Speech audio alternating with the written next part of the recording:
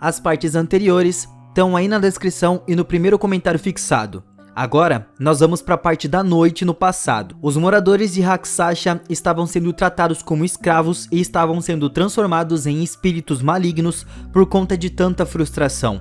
Mas o General Liu só queria que o mais forte deles se juntasse ao seu exército. Então ele fez uma luta entre eles até a morte. Mas o vencedor acaba se virando contra ele. Só que o guardião dele derrubou o espírito sem grandes preocupações. O guardião fica preocupado, porque os espíritos estavam ficando cada vez mais fortes. Só que o Liu falou que eles ainda não são páreo para eles e explica que a rua Haksasha é um lugar onde os fracos sempre vão ser escravos e os fortes governarão tudo. Então mais moradores vão sendo capturados e o Liang estava fazendo o máximo para se esconder com aquela menina que ele salvou. As pessoas começaram a perder as esperanças de serem lembrados. Mas eles precisavam ficar calmos para não virarem espíritos malignos. Teve um velho que viu Liang e na hora reconheceu ele como um humano. Ele apontou que os homens do Liu eventualmente vão o encontrar porque todos ali se transformaram em espíritos malignos, incluindo a parceira dele. Mas o Liang explicou que ela é uma pessoa muito boa para se tornar alguém má. Então em um outro local, o General Liu estava brigando com um dos seus homens por não encontrar o Liang. Ele puniu o cara e dá essa tarefa para um soldado mais adequado e o guardião dele explicou que uma criança nunca poderia sobreviver sozinho lá em Haksasha e eles deveriam terminar a busca. O Liu afirmou que o Liang não tem poderes e não vai ser capaz de sair dali sozinho. Se ele estiver morto, deve haver pelo menos um cadáver para provar isso. Só que é muito provável que ele esteja sendo ajudado por alguém. Ele sabia que não era o seu irmão que estava fazendo isso, porque ele estava na Ilha da Morte e ninguém nunca conseguiu escapar daquele lugar.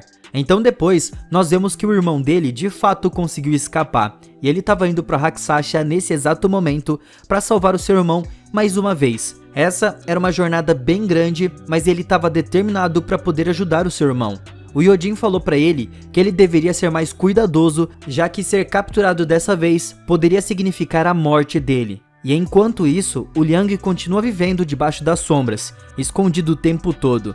E a amiga dele tenta ao máximo não cair no desespero, porque senão ela iria virar um espírito maligno também. O Liu estava atormentando o pessoal de Haksasha na esperança deles darem informações sobre o paradeiro do Liang. Tinha um dos homens ali que estava prestes a virar um espírito maligno. Mas antes disso, o velho deu a localização para o homem não se transformar. O Liu enviou o seu espírito maligno atrás dele, e assim nós vemos que o Cao conseguiu voltar. Os soldados de espíritos malignos conseguiram encontrar o Liang, e ele estava tentando proteger a sua amiga. Os espíritos falam que planejavam torturar ela por ajudar um humano.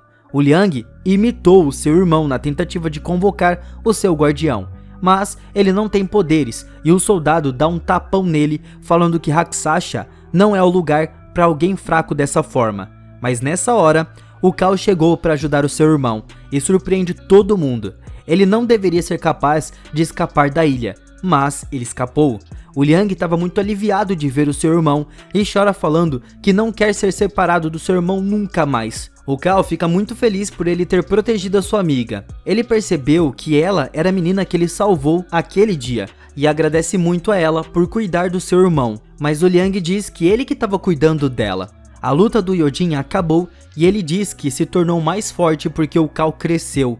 O Liang foi falar com a sua amiga e diz que eles poderiam ficar tranquilos porque o seu irmão chegou. Eles estavam protegidos, mas todos ficam chocados ao ver que infelizmente a ajuda chegou tarde demais. Ela começou a se transformar em um espírito maligno. Então assim, nós voltamos ao presente. A Zia estava treinando muito para convocar o seu espírito guardião.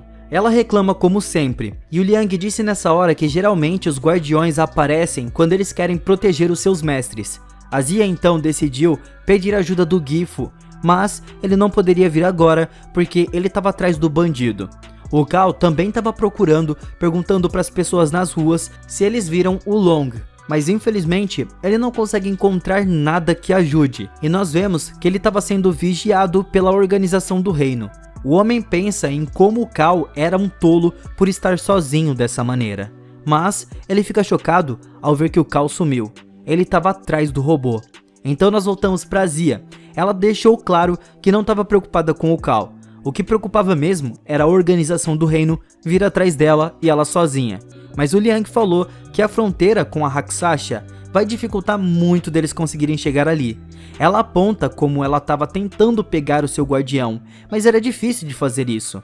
O Liang continua dizendo que o fato do suposto bandido aparecer agora era muita coincidência, e ela estava temendo que tudo isso esteja sendo planejado pela organização do reino. Eles estavam extremamente vulneráveis agora, e o Cao não estava lá para ajudar a Zia. Ela queria conseguir ajudar em algo, mas não era nem capaz de convocar o seu guardião. Nessa hora, algo chama a atenção deles. E ao mesmo tempo, o Cao destruiu aquele robô. O Gifu apareceu ali também, falando que não tinha nenhum tipo de pista sobre o Long, e fala que o Cao estava trabalhando demais para conseguir encontrar ele. O Cao falou que o Long matou os seus pais, e era isso o que ele tinha que fazer, procurar. Mas o Gifu disse que ninguém sabia com certeza disso. O homem não foi encontrado em 10 anos, e a coisa mais importante que ele poderia fazer agora é proteger a Zia. O Cao falou que ela estava salva em Rakshasa, mas o Gifu acreditava que não, porque a organização do reino estava experimentando maneiras de entrar em Rakshasa, e o Gifu não tinha certeza do quão perto eles estavam de conseguir fazer isso. O Gifu consegue usar o robô que o Cao destruiu para entrar em contato com o líder da organização. Ele gostaria de que eles trocassem nomes antes de começar de fato uma luta, mas nessa hora o homem falou que não tinha interesse em lutar contra eles. Ele falou que o seu único objetivo era chegar até a Zia, e ele já considera que tinha ganhado essa disputa. Então, nós vamos para Zia. Nós vemos que ela já estava sendo atacada por uma aranha gigante. A Zia gostaria que os dois fugissem dali agora mesmo, mas o Liang sabe que ele tinha que lutar mesmo sem o seu irmão ali do lado. O ataque do Liang é de fato muito poderoso, mas a pele da aranha era muito grossa e ela não sente muitos ataques. O ataque de teia dela é muito perigoso, porque corta a parede com grande facilidade. O Liang conseguiu cortar a teia, mas a aranha é rápida em revidar. Então a Zia foi capturada, e o homem da organização falou que ele já ganhou e diz que o Cao foi muito descuidado, deixando a Zia sozinha lá em Rakshasa. Mas o Cao falou que ela não estava sozinha, e em situações perigosas poderiam mostrar verdadeiros potenciais das pessoas. A Zia estava determinada em lutar. Ela não estava conseguindo evocar o seu guardião. E nessa hora, o homem falou que a teia da aranha restringe o fluxo de poder. Então de fato a batalha deles acabou agora mesmo.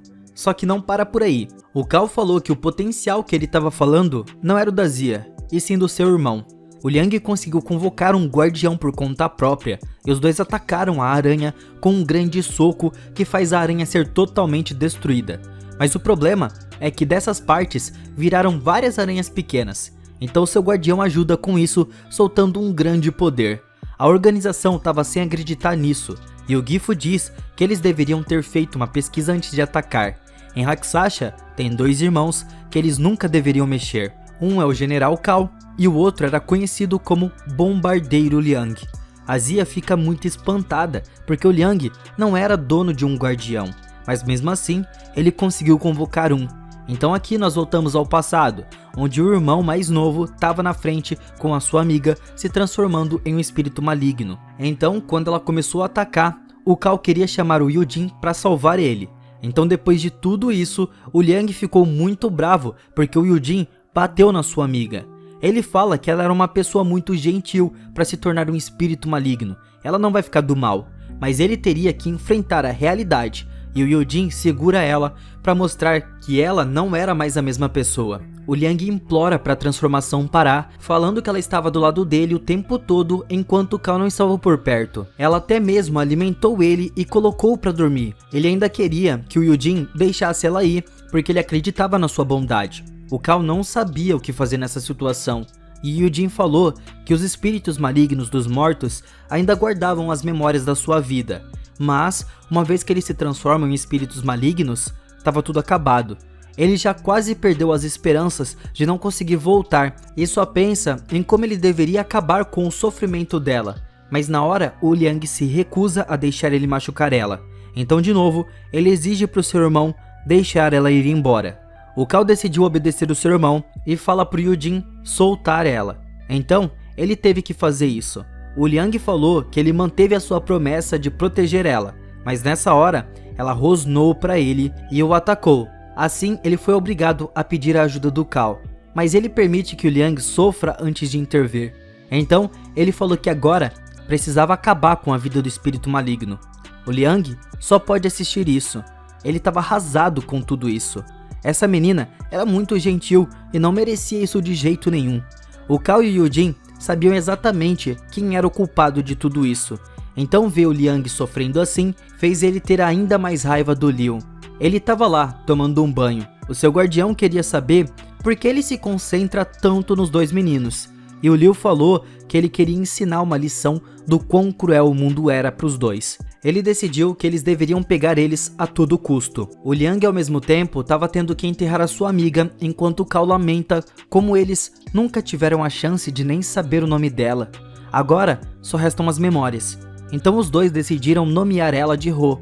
Mas o Liang não estava muito feliz com o seu irmão e manda ele ir embora dali, falando que ele não era mais o seu irmão. Ele diz que odiava ele e o Yujin. Não é porque eles são poderosos que eles tinham que decidir se ela deveria viver ou não. O Cao aceitou isso tranquilo, mas ele diz que a bondade da Ho que levou à sua morte e a fraqueza do Liang permitiu ela de fato morrer. Então os dois precisavam se tornar mais e mais fortes, e o Cao pede para eles treinarem juntos. Ao mesmo tempo, nós vemos que o guardião do Liu estava observando isso, mas ele não interfere. Ele deixa os meninos em paz. Ele disse ao Liu que eles escaparam antes que ele pudesse capturar os dois. E ainda falou que acreditava que o Cao só voltou para buscar o seu irmão e provavelmente eles não vão voltar.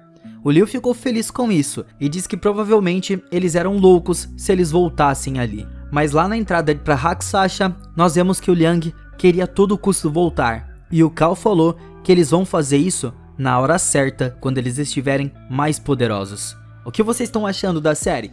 Deixe aí nos comentários. Obrigado por assistirem e até amanhã.